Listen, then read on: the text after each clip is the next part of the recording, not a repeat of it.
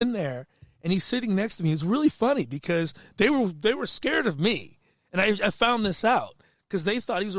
I think it was Simpkins, or his name was Simpkins, Illinois. I think he was Illinois congressman, and I liked the guy because he wasn't one of those Simkus, yes, and I liked the guy. He wasn't one of those weird fire breathing glory chasers, but it's funny because the guy kept looking at me, and I would ask a question, and he'd look over at this guy, and the guy would go, and he'd answer it, but he would wait. What was that? Was that his handler? It was his handler, staffer. Wow. Yeah. All these people have staffers, and I think these staffers are using social media to decide how to direct these candidates. I honestly do, because I'm pretty sure that's what's happening from my experience in campaigns. Well, say what you will about Trump. It's safe to assume he doesn't have a handler, at least not one he listens to. Would that be a fair statement? If he's got a handler, he's the worst handler of all time. And I'll say this: I've been hard on Trump. I probably, again, A plus. I'd say A minus handler because I never called him a Nazi. So I'm probably in low A minus range. Literally a Nazi. He's literally Hitler. They told me he's literally Hitler when he won. Yeah, I've heard that too, yeah. No, he doesn't even have the mustache. He's not literally Hitler. Yeah, he's a little young to be Hitler. Anyway. So, but over the last, this is how bad it's gotten. Trump kind of seems like the least crazy side of the equation to me right now. Yeah. It's going to be Trump and Biden. I mean, it's not officially either way, but that's what's going to happen, right? It's going to be Trump and Biden. Yeah. And please don't anybody listening to this podcast think I'm disrespecting Joe Biden at all, but I truly believe he has dementia problems. I do. So I'm not being ignorant. I'm stating a fact, which I think that's why the DNC loves him. I used to be like, oh man, come on, but I'll admit this. Now again, another example. I voted for Joe Biden because my feeling was Joe Biden had the correct coalition. Mm-hmm. He had what I call what we talked about it before, the Chappelle Democrats. Mm-hmm. The Democrats who they're not right wing. They believe in working class values. Mm-hmm. But at the same time, they can take a damn joke. Yeah. They can chill the F out. It's not that serious. Mm-hmm. They're not these hardcore academic, third wave, liberal, I read it out of a book, so now you're a racist because your shirt is purple, Democrats who are dominating the party. I'm sorry. They are dominating the party. Unfortunately, you're right. And they are terrifying. What? Do you believe that all these white kids are knocking down statues because they had some initiative? They can't even get out the vote for Bernie Sanders. Yeah. If all these people out here were that motivated on their own, Bernie Sanders would have won the nomination 4 years ago. No, somebody, and I'm not trying to be conspiratorial. Mm-hmm. I'm just saying what I understand from working in university settings and having been very immersed in the intellectual community. I understand how it works. They are being prodded by someone. I don't know exactly who. It's probably easy to find out. I just haven't gone through the process because I don't really care. But they are being encouraged to do this by people who know better. And I'm not saying that it's like the sea people or the vampires, you know what I'm saying, using mind control. Sure. I'm saying they're professors that when it comes to that point where it's like, should you block the road or should you tell them not to block the road because that's crazy? They tell them to block the road. Sure. That's how they do it. So then when they get hurt, it wasn't my fault. But you're the professor. You're the adult. You're the older person who has the opportunity to tell them not to do this reckless thing. And I feel like older people are manipulating these people. And they're responsible for what they're doing. Almost planting the seed and then standing back and watching it grow. Right. And acting as if, oh, well, this is because you as a society have been so racist. But targeting statues, and this is an interesting thing because it's created like a very strong situation of contention amongst black folks. There's some black folks that are very angry at me. I don't know, did you hear what Robert Johnson, the founder of BET. BET, yes. Yeah. Mm-hmm. And he just went off. He just said, why would I care about you knocking over a Confederate statue?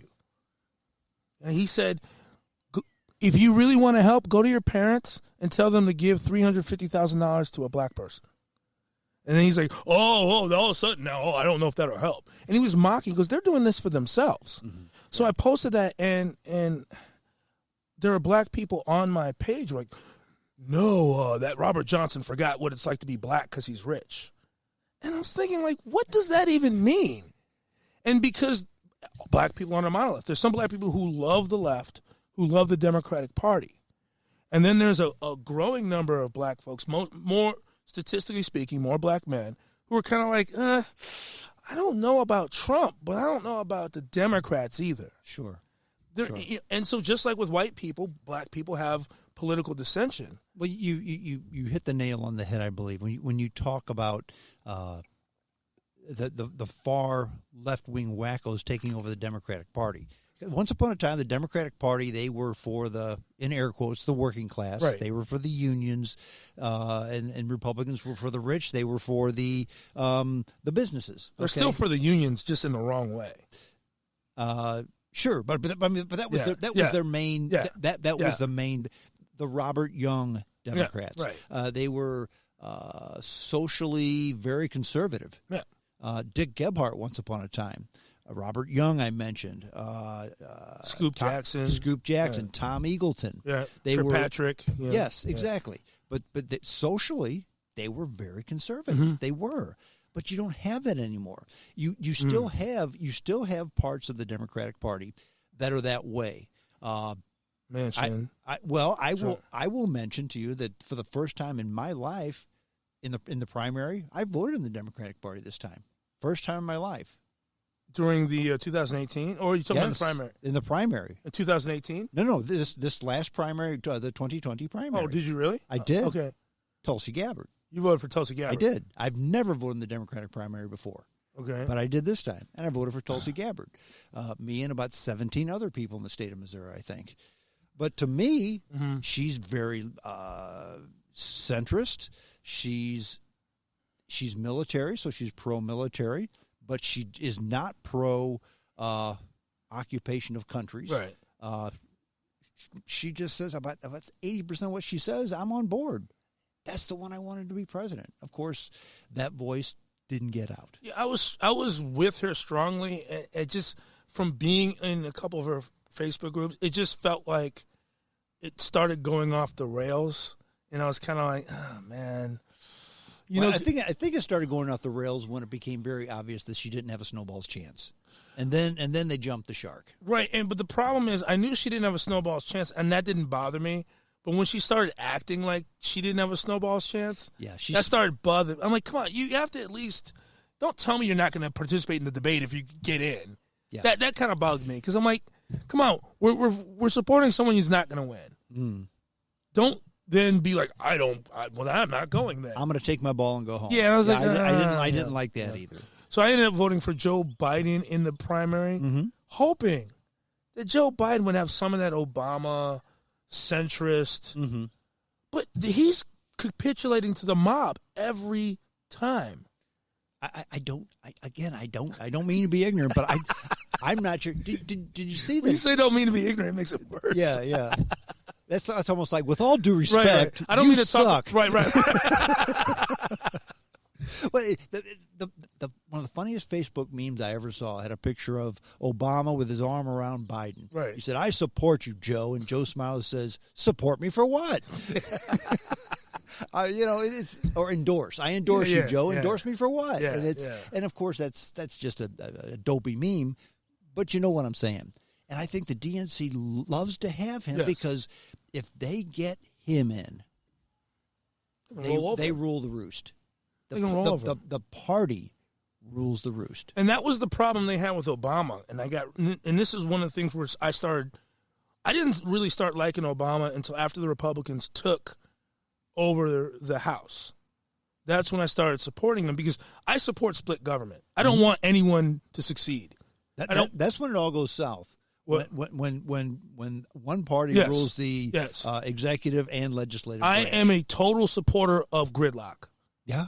If I had a political party, gridlock. Mm-hmm. You got that presidency. I want you to have the Senate. I'll say something else. I like this Supreme Court. I think this Supreme Court is the best representation of America as we've ever had, in my opinion. I don't disagree. The last decision they had were Gorsuch. Yeah. Well, I bet Trump is sorry that he went ahead and nominated Gorsuch now because look what he did for the gays. Well, it was constitutional. Yes, it was. If they hadn't ruled that way, then they wouldn't have been following the Constitution. Okay, wait a minute. So you can discriminate somebody because of their sexual orientation? No, you can't do that. It doesn't even make any sense. And that's number one. Number two, that's not even a conservative value. Not the conservatism I know. No. Number three, Trump has always kind of been a social liberal. I mean, before he even ran for office. A lot back of people in his New York who support City days. Trump don't know Trump. When he first ran, someone asked him, he did an interview, and they said, do you think you should be able to fire someone because they're gay? He said no. Mm-hmm.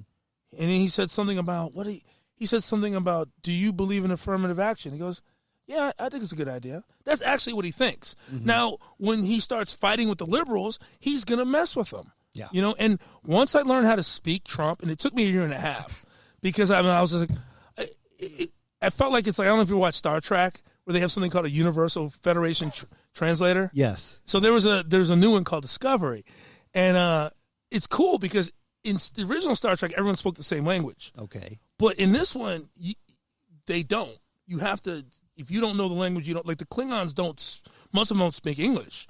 So she had something, and she starts saying something. She's hiding, and the Klingons are all up in the ship, and she says something. The lead actor, and you don't. It sounds like her. You hear her say in English, mm-hmm. And then the lead Klingon, goes, "You speak Klingon. Show yourself." And I was like, "Okay, that's it. I speak Trump now. You know, I can translate because I'm looking at what he does, and I'm like, that's not so bad. Yeah, I'm listening to what he said. Dude, that was so stupid. Why'd you say that? But when you put it together, and I'm not a Trump supporter. Like Trump supporters want people like you and me to support them because they're realizing that their guy is a little nuts. There's a difference between supporting somebody and saying, you know what, this, and that he did, that ain't so bad. There's big difference. And now that I speak Trump and can understand what he's saying, I'm like, okay, he was right about a bunch of stuff. Yeah.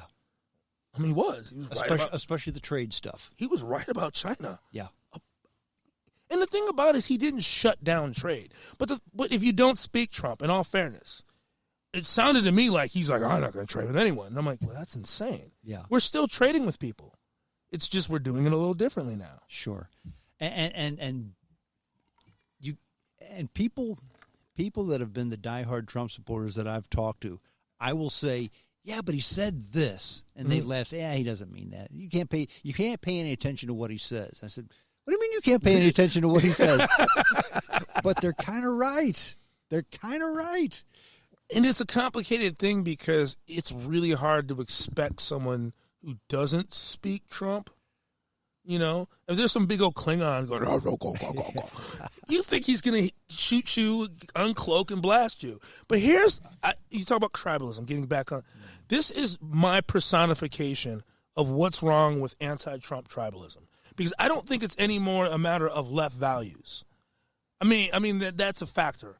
But I call them Team Anti-MAGA.